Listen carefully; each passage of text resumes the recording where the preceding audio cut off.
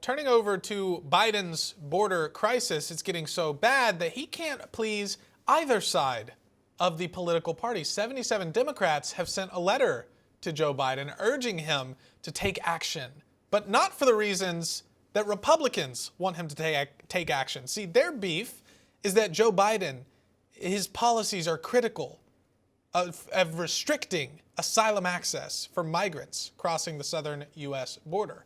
Apparently, Biden's not being soft enough on illegal immigrants. Unreal. Joining me now to weigh in is Texas Congresswoman Beth Van Duyne. Congresswoman, it's great to have you on the show. 77 of your colleagues on the Democratic side of the aisle signed a letter critical of policies that restrict asylum access for migrants crossing the U.S. border. Your reaction to that? Do you ever get the feeling that when you come to Congress, you are in the twilight zone? Because I often feel like that.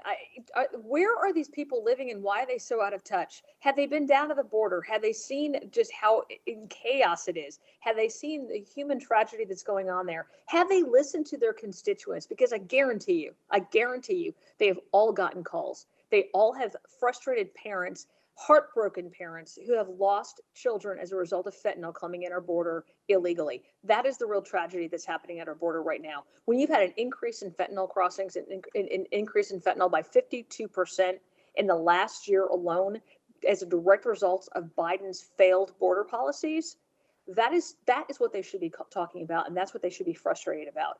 We have got to take control of our borders, get down there, and it starts with, how don't we just start enforcing the laws that we have on the books?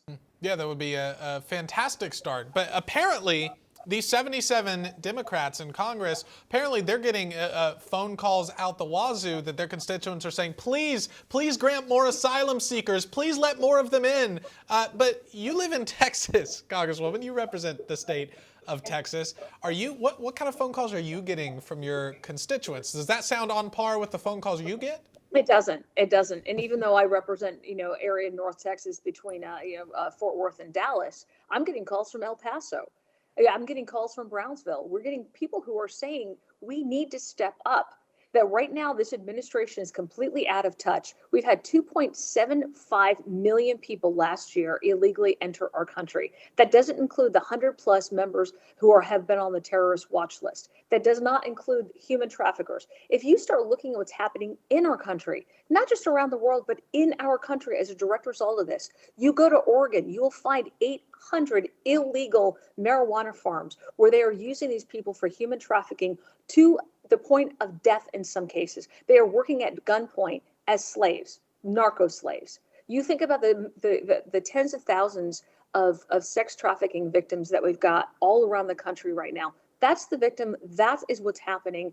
And I'm telling you, that's happening in every single one of these Democrats' districts, and they really need to start listening. Yeah, once again, Democrats not looking out for the little guy in America, the victims in America. It's quite sad, but I'm thankful that we have Republicans in Congress trying to combat that, such as yourself, Congresswoman.